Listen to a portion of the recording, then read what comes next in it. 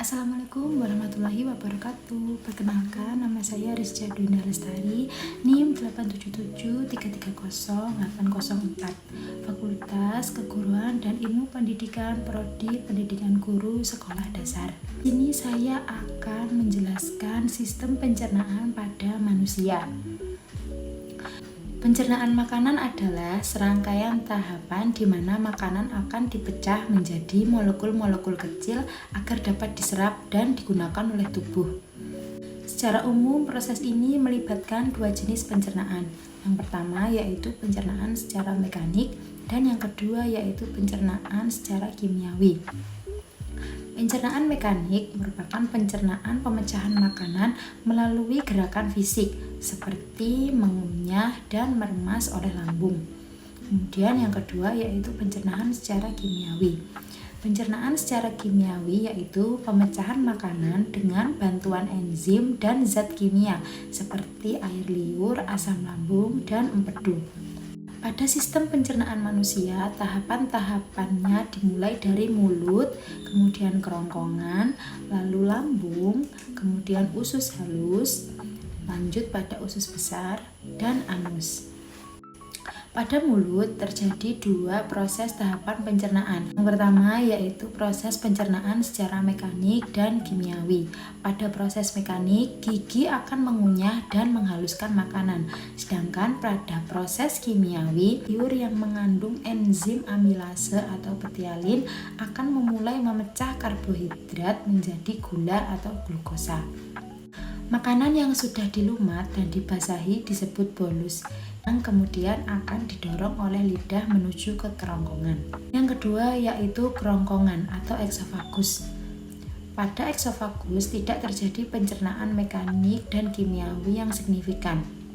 Fungsi kerongkongan atau eksofagus yaitu menyalurkan bolus atau makanan yang sudah dibasahi dengan air liur tadi dari mulut ke lambung melalui gerakan otot yang bergelombang atau disebut gerakan peristaltik. Lanjut pada tahapan yang ketiga yaitu makanan yang menuju ke lambung. Di dalam lambung terdapat proses pencernaan secara mekanik di mana otot-otot lambung akan meremas dan mengaduk bolus mencampurnya dengan getah lambung. Pada proses kimiawi, getah lambung mengandung asam klorida atau HCl, di mana fungsinya yaitu membunuh mikroba dan mengaktifkan enzim. Enzim yang terdapat pada lambung yaitu ada enzim pepsin dan enzim lipase. Pada enzim pepsin fungsinya yaitu memecahkan protein menjadi pepton. Pada enzim lipase fungsinya yaitu memecah lemak terutama pada susu. Makanan yang telah diubah menjadi massa semi cair disebut dengan kimus atau cima. Keempat yaitu usus halus. Usus halus adalah tempat terjadinya sebagian besar pencernaan secara kimiawi dan tempat terjadinya penyerapan nutrisi. Organ-organ pelengkap yang membantu proses pencernaan pada usus halus yaitu yang pertama pankreas. Pada pankreas terdapat 3 enzim. Yang pertama yaitu enzim amilase, kemudian yang kedua enzim tripsin, dan yang ketiga yaitu enzim lipase. Enzim amilase berfungsi melanjutkan karbohidrat, enzim tripsin berfungsi melanjutkan protein, sedangkan enzim lipase yang berfungsi melanjutkan lemak. Selain pankreas terdapat hati atau kandung empedu, di mana fungsinya yaitu menghasilkan dan menyimpan cairan empedu yang berfungsi mengemulsi lemak atau memecah lemak besar menjadi tetesan kecil agar mudah dicerna oleh lipase.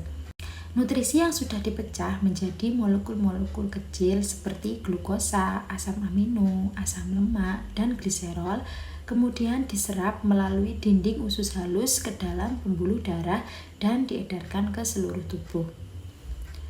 Yang kelima yaitu usus besar. Fungsi dari usus besar yaitu menyerap air dan elektrolit yang tersisa dari sisa makanan atau ampas.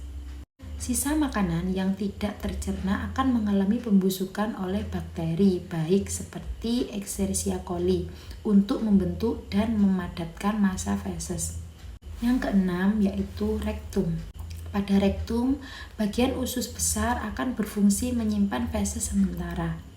Sedangkan anus yaitu lubang tempat feses yang akan dikeluarkan dari tubuh sebagai proses eliminasi atau yang biasa yang kita sebut sebagai buang air besar.